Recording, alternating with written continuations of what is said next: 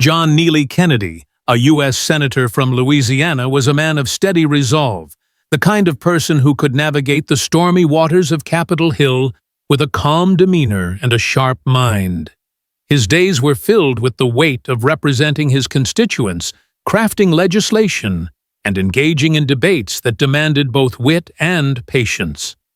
But when he returned to his modest single-story brick home in a quiet Louisiana neighborhood, he sought refuge in simplicity. His house wasn't junior, posterior, senior, wasn't grand, just a well-kept haven with a neatly trimmed lawn, a small porch with a single rocking chair, and a driveway just wide enough for his pickup truck. It was his sanctuary, a place where he could sip sweet tea, review policy briefs, and listen to the cicadas hum in the warm southern evenings. That is until Karen Thompson, his next-door neighbor, decided his driveway was her personal parking lot. It began subtly, almost innocently. One humid evening, John pulled into his street after a long day of meetings, his mind still buzzing with the details of a new bill, only to find a silver Lexus SUV parked dead center in his driveway. He slowed his truck, squinting through the windshield, assuming it was a one-time mistake. Maybe Karen had company over, or her own driveway was blocked by a delivery truck. John wasn't one to make a fuss over small things. He'd dealt with far bigger issues in the Senate, so he parked on the street, grabbed his briefcase, and headed inside, figuring the car would be gone by morning. But the next day, there it was again, Karen's Lexus, gleaming under the Louisiana sun, sitting exactly where his truck belonged. John's brow furrowed, a flicker of irritation sparking in his chest. He took a deep breath, telling himself to stay calm. People make mistakes, he reasoned. No need to escalate just yet. Over the next week, though, the mistake turned into a pattern. Karen's SUV appeared in his driveway 3 more times, each instance lingering longer than the last. One morning, he had to park on the street before rushing to an early committee meeting, his truck looking out of place on the curb. Another evening, after a grueling day of negotiations, he came home dreaming of his recliner, only to find her car blocking his way, parked so carelessly it took up the entire space. John wasn't the type to lose his temper. He'd faced down political opponents with far worse tactics. But this was starting to feel personal. He decided to address it the way he always handled disputes, with courtesy and directness.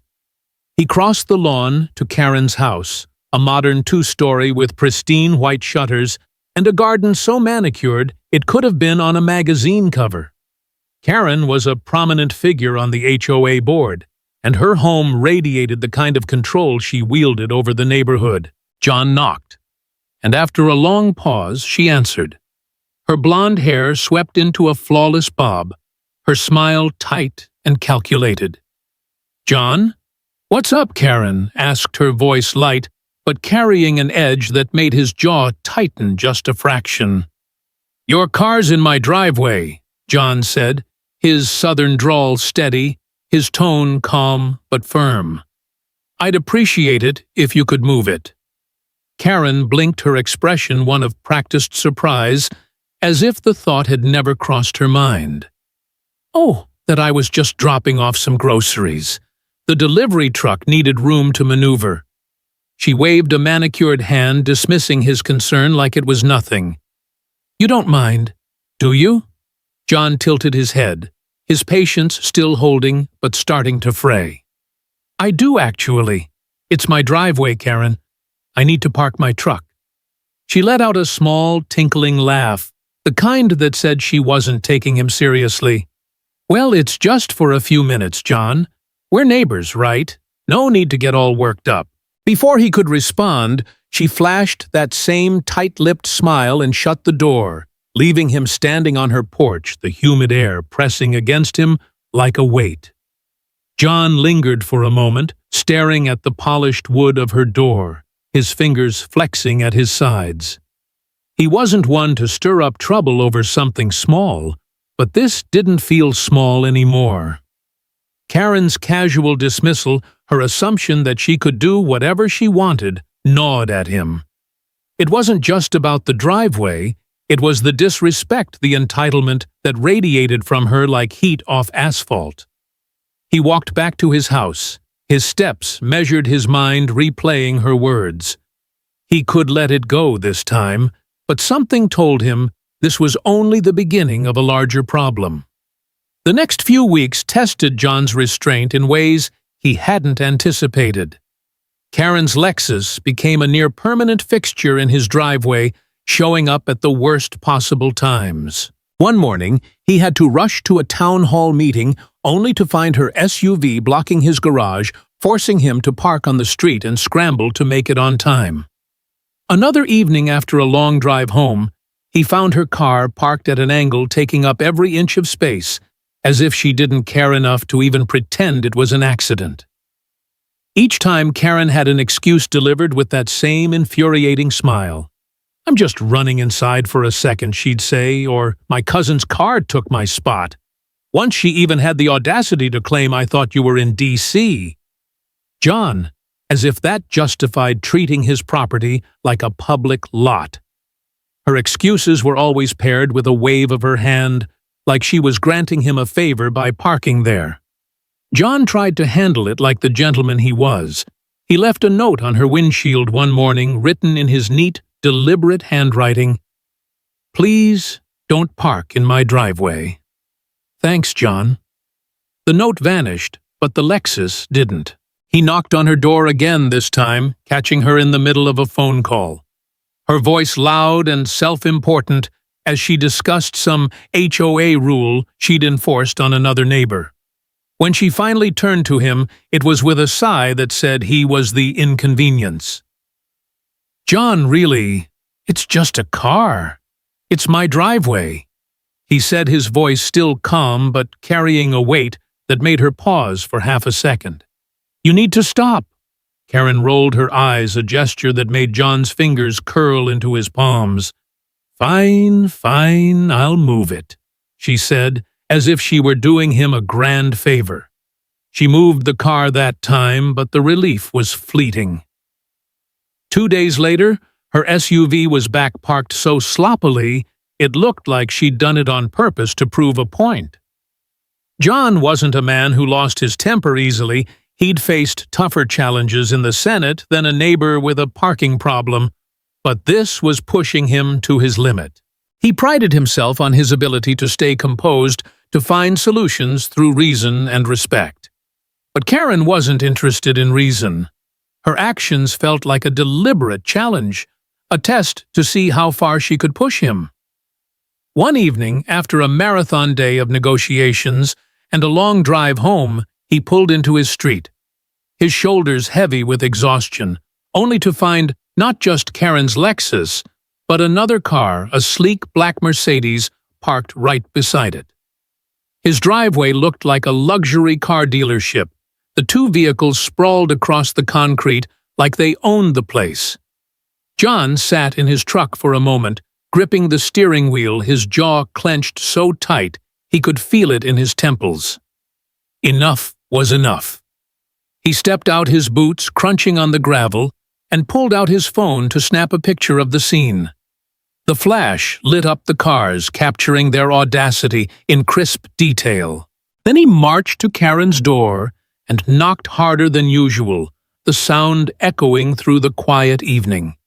She took her time answering, and when she did, she leaned against the doorframe, a glass of wine in hand, her expression one of mild annoyance, like he was interrupting her evening.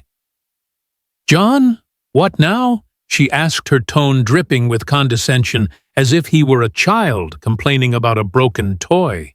"Whose car is that?" John pointed to the Mercedes, his voice low but sharp, carrying the weight of a man who'd been pushed too far. "Oh, that's my friend's." "Karen," said her voice light and breezy, as if it explained everything. "We're having a little get-together. You weren't home, so I figured it wouldn't matter." "It matters," John said, his patience fraying like a rope stretched to its breaking point. "This is my home, Karen, not a parking lot."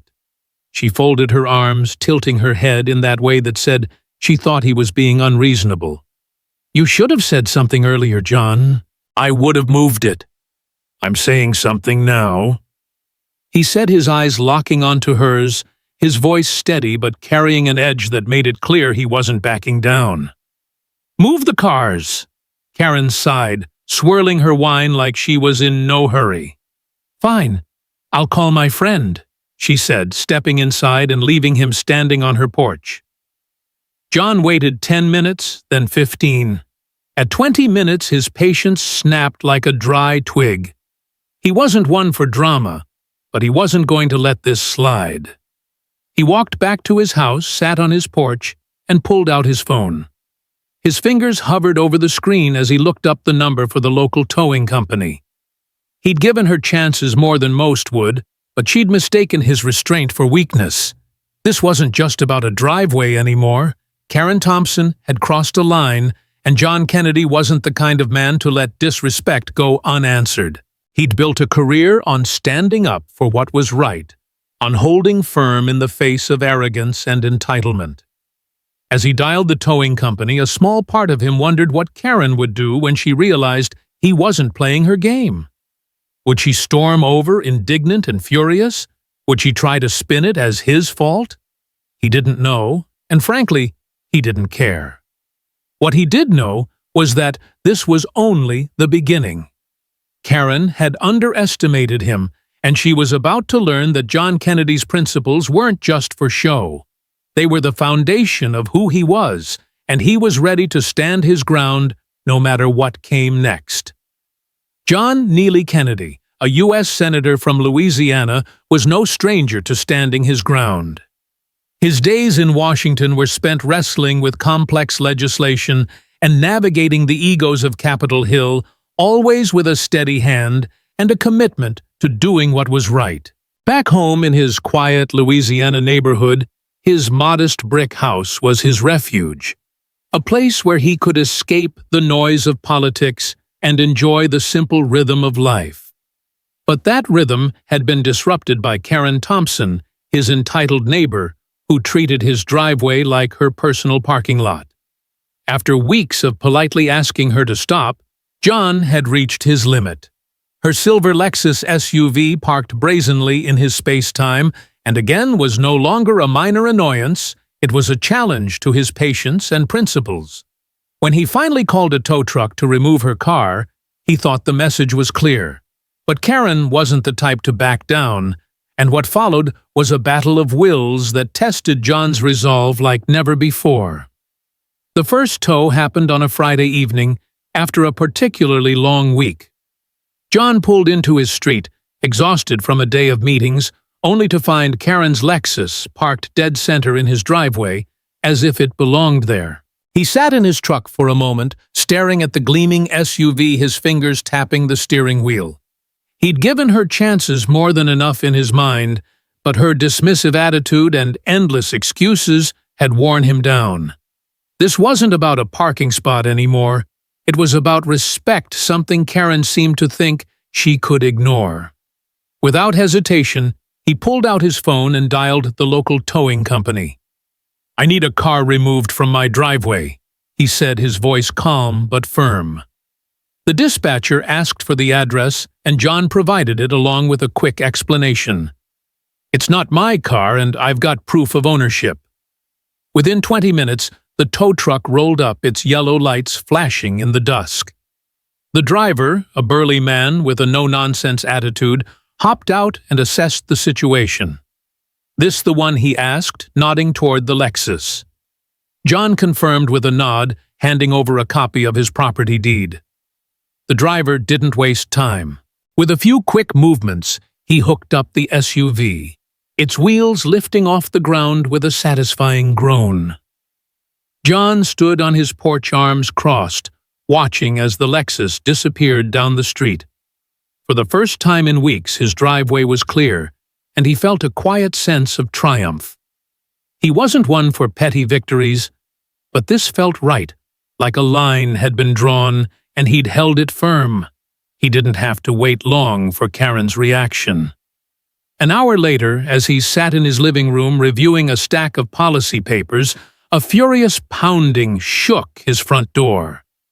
John took his time setting his pen down and stretching his arms before answering. When he opened the door, Karen stood there, her face flushed with anger, her blonde bob slightly askew. She was in silk pajama pants and flip-flops, clutching her phone like a weapon. "Where's my car?" she demanded, her voice sharp enough to cut glass. John tilted his head, his expression calm but unyielding. "You mean the one that was illegally parked in my driveway? It's been towed." Karen's mouth fell open, her eyes wide with disbelief. "You did what she snapped," stepping closer. "Do you have any idea who I am?" "I'm on the HOA board, John. I have connections." John gave her a slow blink, unfazed. "Good for you, Karen. Your car's at Sunshine towing off the main road. Have a good night." He started to close the door, but she thrust her hand out, stopping it. "You're going to regret this," she hissed, her voice low and venomous. "This isn't over." John met her gaze, his voice steady. "You wouldn't stop parking in my driveway, Karen. I asked you nicely over and over. You left me no choice." With that, he gently pushed the door closed, leaving her fuming on his porch. He could hear her muttering as she stormed off, switching between outrage and threats.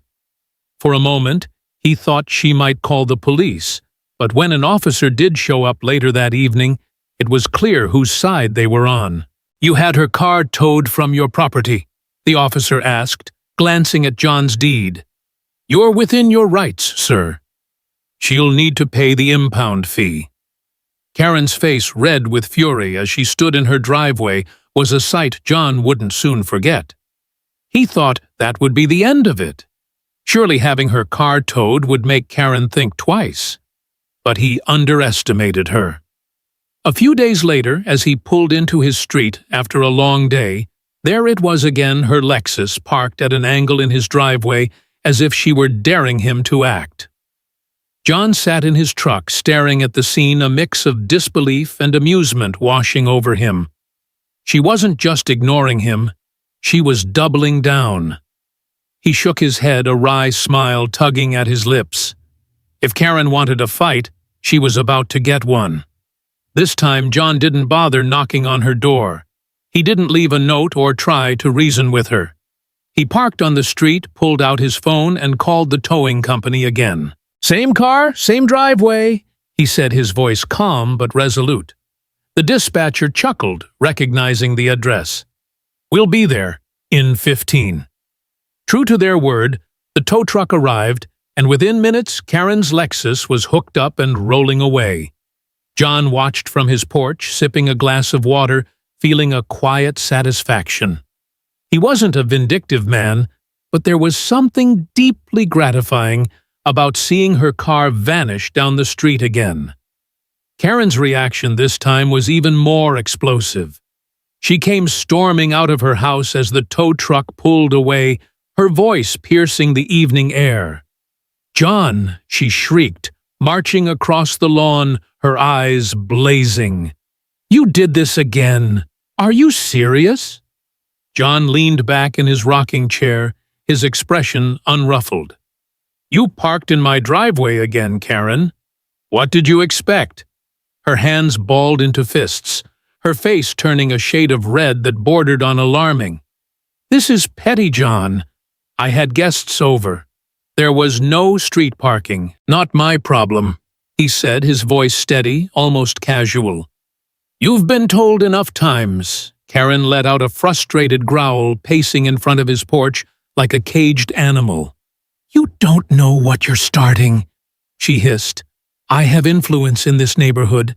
I can make things very difficult for you." John laughed, a soft, genuine laugh that seemed to infuriate her even more. "Karen, you don't scare me. You want to keep playing this game? Go ahead. But I'm not the one who's going to lose." He stood up, dusting off his jeans, and walked inside, leaving her seething in his front yard. But Karen wasn't done. The next morning, John found a note taped to his mailbox, written in bright red marker. "This is a community. Be considerate of your neighbors." He recognized her handwriting immediately and shook his head, tossing the note in the trash. Then came the HOA complaints.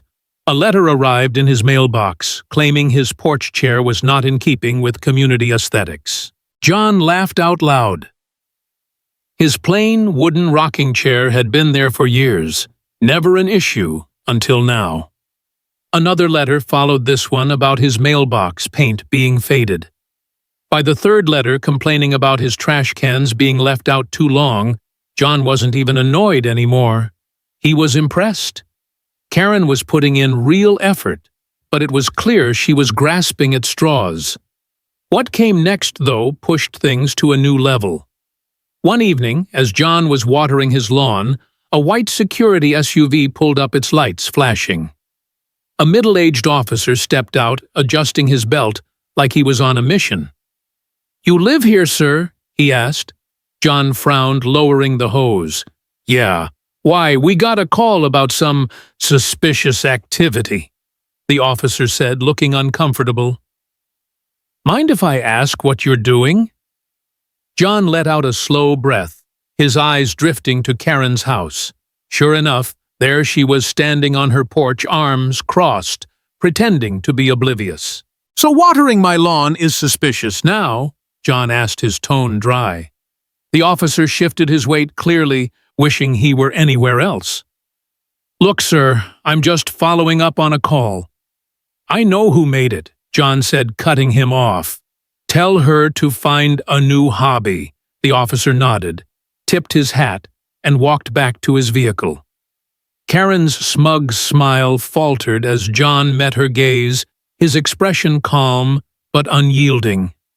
She wanted a reaction, wanted him to lose his cool, but John wasn't going to give her the satisfaction. He marched across the lawn to her porch, his steps deliberate.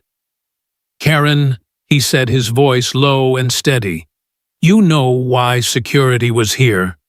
She blinked, feigning innocence. "Oh, John, is everything okay? I saw the SUV and got worried." "Cut it out," he said, his eyes narrowing. "You called them because you're mad about your car. This stops now." Karen gasped, clutching her chest like she was offended. "John, I was just concerned. We have a duty to watch out for our neighborhood, don't we?" He stared at her, his patience wearing thin, but his composure intact. "You want to play games? Fine. But I'm not the one who's going to lose." He turned and walked back to his house, leaving her standing there, her mask of innocence slipping. John knew this wasn't over. Karen wasn't the type to admit defeat, and her actions, notes, complaints, security calls were proof she was willing to escalate. But John wasn't intimidated. He'd faced tougher opponents than Karen Thompson, and he'd learned long ago that principle and persistence always outlasted arrogance. As he sat on his porch that evening, watching the sun dip below the horizon, he knew one thing for certain: Karen had picked the wrong man to mess with, and she was about to find out just how far he was willing to go to protect what was his. John Neely Kennedy, a U.S. Senator from Louisiana, was a man who believed in the power of standing firm with dignity. His days were spent tackling the complexities of Washington, advocating for his constituents with a steady hand and a sharp mind, but his modest brick home in a quiet Louisiana neighborhood was where he found peace. That peace had been shattered by Karen Thompson, his entitled neighbor, who treated his driveway like her personal parking lot and responded to his requests to stop with smug defiance. After 2 tow trucks hauled her Lexus away, John thought she might finally get the message. But Karen wasn't one to back down. Instead, she escalated, turning their dispute into a neighborhood spectacle. What she didn't expect was that her actions would rally the community against her, exposing her overreach and setting the stage for her downfall. Karen's retaliation began subtly, but grew bolder by the day. It started with a community-wide email from the HOA board, where she held a prominent seat. The email was carefully worded, dripping with passive-aggressive undertones, lamenting recent neighborly disputes that have escalated unnecessarily. It didn't name John directly, but the implication was clear: he was the troublemaker, the one disrupting the neighborhood's harmony. John read the email over his morning coffee, his lips curling into a wry smile. He wasn't surprised. Karen's influence in the HOA was well known, and she wasn't above using it to paint herself as the victim. But John wasn't one to be rattled by words on a screen. He'd faced worse in the Senate chambers, and he knew this was just the beginning of her campaign. The next move was more brazen. Flyers appeared overnight, taped to every mailbox in the neighborhood. Printed on glossy paper and laminated for effect, they read, "Is this the kind of community we want? Do we tow our neighbors instead of talking to them?" The message was laughably one-sided, framing John as petty and vindictive, while conveniently ignoring Karen's repeated trespasses. John found one on his own mailbox and shook his head, chuckling as he crumpled it up. She was trying to turn the neighborhood against him, but he had a feeling her plan would backfire. Karen's reputation wasn't as spotless as she thought, and people were starting to talk. Sure enough, John's phone began to light up with messages from neighbors. "Hey, saw the flyer. What's her deal?" one read. Another neighbor, a retired teacher who lived a few houses down, texted, "Karen, tried to fine me $200 last year for a wind chime. Ignore her nonsense."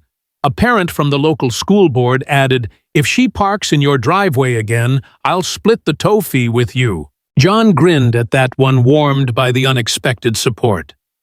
He hadn't set out to make this a public fight, but Karen's overreach was waking up the neighborhood.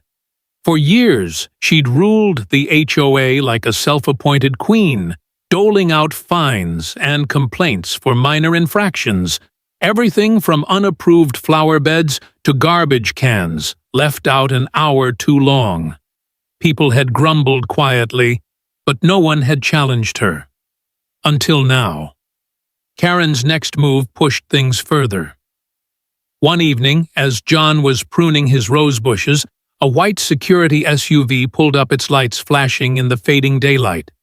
A tall officer stepped out, adjusting his belt like he was preparing for a confrontation. "You live here, sir?" he asked, his tone professional but wary. John set down his pruning shears, wiping his hands on his jeans. "Yeah, I do. What's this about?" "We got a call about suspicious activity," the officer said, looking slightly uncomfortable. "Someone reported a man loitering around the property." John let out a slow breath, his eyes drifting to Karen's house across the lawn. There she was, standing on her porch, arms crossed, pretending to be engrossed in her phone. "Suspicious activity," he said, his voice dry. "You mean pruning my roses in my own yard?" The officer shifted his weight clearly, wishing he were anywhere else. "Just following up on a call, sir."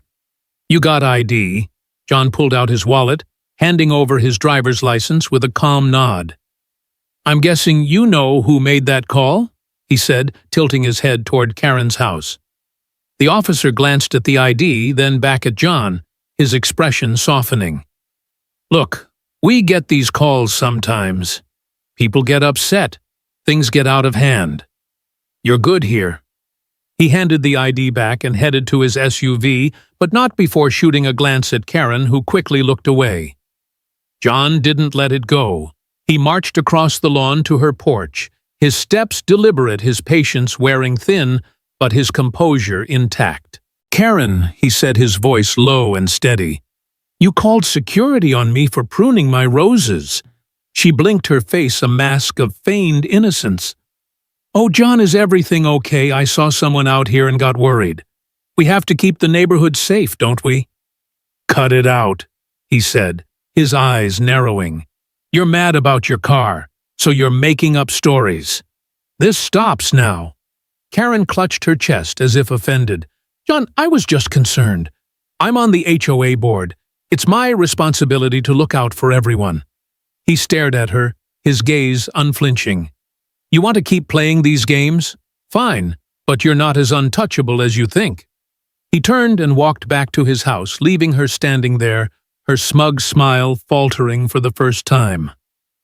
The neighborhood buzz was growing louder.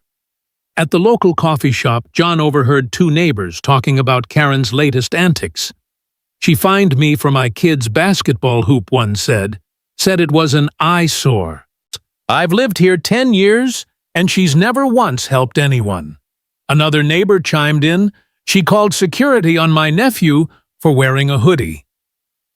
John didn't join the conversation, but he listened, realizing that Karen's power was built on fear and intimidation, and people were starting to push back. The turning point came at the next HOA meeting, an event John usually skipped. But this time he made a point to attend, curious to see how Karen would play her hand. He walked into the community center, arms crossed, and took a seat near the front, right across from Karen. She refused to meet his eyes, her posture stiff as she shuffled papers, trying to look busy.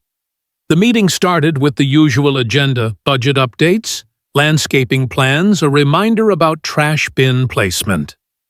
Then a board member, a woman in her 60s with a no-nonsense demeanor, cleared her throat. "We need to address a complaint regarding misuse of private property," she said, her voice cutting through the room. John leaned back, waiting.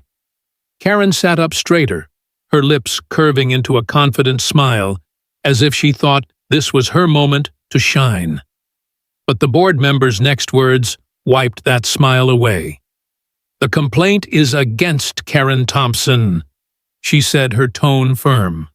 A murmur rippled through the room. Karen's head snapped toward the board, her eyes wide. "Excuse me," she said, her voice sharp. The board member didn't flinch. "We've received multiple reports of you harassing residents, Karen, including misuse of security calls and unauthorized HOA communications. We've also had complaints about retaliatory actions against neighbors, specifically Mr. Kennedy." She glanced at John, who gave a slight nod, his expression calm but resolute. Karen's jaw dropped. "This is ridiculous," she said, her voice rising. "I'm the one being harassed. He towed my car twice." The board member raised a hand, silencing her. "We've reviewed the situation, Karen. Mr. Kennedy provided proof that the vehicle was on his property, and he acted within his rights. Your response, flyers, security calls, and frivolous complaints has caused unnecessary disruption in this community." Karen looked around the room, searching for support, but found none. The neighbors, once silent under her influence, were now watching her with a mix of amusement and disdain. One man, a longtime resident, spoke up. "She fined me for my dog's collar being too bright. I'm tired of this." Another woman added, "She tried to charge me for planting tulips without approval. It's time this stops." John sat quietly, letting the room speak for itself. He didn't need to say a word. Karen's own actions had turned the tide. For years she'd wielded her HOA power like a scepter, but now the community was seeing her for what she was, a bully who'd overplayed her hand. The board member concluded, "Karen, we'll be discussing your position on the board at the next meeting. In the meantime, we expect you to cease these actions." Karen's face turned a deep shade of red, but she had no words. She gathered her papers and stormed out, leaving a stunned silence in her wake. John didn't smile or gloat. He wasn't that kind of man, but as he walked out of the meeting, he felt the weight of the neighborhood's support behind him. Karen had tried to make him the villain, but her own arrogance had exposed her. She wasn't done yet, though, and John knew it. She'd come after him one more time, and when she did, he'd be ready. His principles had carried him this far, and he wasn't about to let her win now. John Neely Kennedy, a U.S. Senator from Louisiana, was a man whose strength lay in his unwavering commitment to doing what was right. His days in Washington were filled with the demands of public service, navigating heated debates, and crafting policies with a calm resolve that earned him respect across the aisle. But when he returned to his modest single-story brick home in a quiet Louisiana neighborhood, he sought only the simplicity of a well-earned rest, a place to sip sweet tea on his porch, review notes, and let the world's noise fade away. That tranquility had been disrupted for months by Karen Thompson, his entitled neighbor, who treated his driveway like her personal parking lot, ignoring his polite requests to stop. After 2 tows of her Lexus SUV, a flurry of HOA complaints, and a public reckoning at a community meeting, Karen's grip on the neighborhood was slipping. Her attempts to vilify John had only exposed her own arrogance, uniting the community against her. But Karen wasn't one to go quietly, and her final act of defiance would seal her fate, leaving John with his peace restored, and a powerful lesson for all. The aftermath of the HOA meeting hung over the neighborhood like the calm before a storm. Karen's public dressing down by the board and her neighbors had left her humiliated, her once unchallenged authority, now a crumbling facade. John assumed she might finally back off, having seen the community turn against her. But Karen wasn't ready to surrender. 2 days after the meeting, as John pulled into his street, his truck's headlights sweeping across his lawn, he noticed something peculiar. His trash cans were gone. Not knocked over or misplaced, but completely vanished. He stepped out his boots, crunching on the gravel, and scanned the street. Then he saw them, his 2 green trash cans neatly stacked behind Karen's house, half hidden by her pristine garden. John let out a low chuckle, shaking his head in disbelief. This was her comeback, stealing trash cans. It was almost laughable, a desperate move from a woman who'd once held the HOA in her palm. But petty or not, it was a step too far, and John wasn't about to let it slide. He pulled out his phone, snapping clear photos of the cans in her backyard, the flash illuminating the scene like a spotlight on her foolishness. Then he marched to her front door and knocked firm, deliberate, the sound cutting through the humid evening air. After a long pause, Karen opened the door, just a crack, her face lacking its usual smug confidence. She looked worn, her blonde bob slightly askew, her eyes guarded. "John, what do you want?" she asked, her voice flat, almost resigned. He held up his phone, the photo glowing on the screen. "Care to explain why my trash cans are in your backyard?" Karen's eyes widened for a fleeting moment before she forced a shrug, crossing her arms. "I don't know what you're talking about," she said, her tone unconvincing. John's lips curved into a faint, knowing smile. "Karen, I've got pictures. Let's not do this." She stared at him, her lips pressing into a thin line, her defiance flickering, but not quite gone. For a moment, he thought she might argue, might try to spin another excuse, but the fight seemed to drain out of her. "Fine," she muttered, barely audible. "I'll put them back." John shook his head, his voice calm but unyielding. "You've lost Karen. You tried emails, flyers, security calls, and now you're stealing trash cans. You're out of moves." He took a step closer, his gaze steady, his southern drawl carrying a weight that made her flinch. "You spent months trying to make my life hell, but look around. You're the one who's alone now." Karen swallowed hard, her eyes flashing with a mix of anger and something else, shame, perhaps. She said nothing, her silence louder than any of her previous rants. She shut the door without another word, and John walked back to his house, the weight of the moment settling over him like a cool breeze. That quiet retreat was the smartest thing she'd done in months. The next morning, John took action. He filed an official complaint with the HOA, laying out Karen's campaign of harassment in meticulous detail, the false security calls, the unauthorized flyers, the frivolous complaints about his porch chair and mailbox, and now the theft of his trash cans. He included the photos along with messages from neighbors who'd come forward with their own stories of Karen's overreach. "She fined me $75 for my kid's bike on the porch," one neighbor wrote.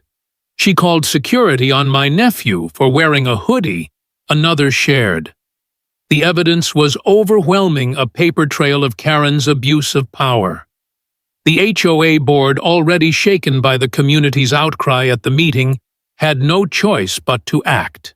By the end of the week, they convened an emergency session and voted unanimously to remove Karen Thompson from her position on the board.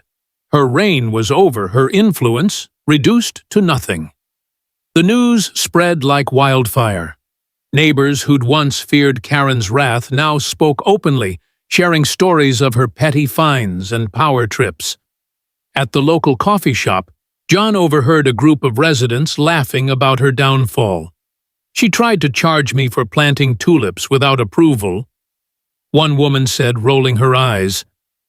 "Good riddance," another added. "I've lived here 10 years, and she's never done a thing to help anyone." John didn't join in. He wasn't one to gloat. But he listened, realizing that Karen's control had been an illusion built on intimidation and sustained by silence. He'd been the first to stand up, and in doing so, he'd given the neighborhood permission to do the same.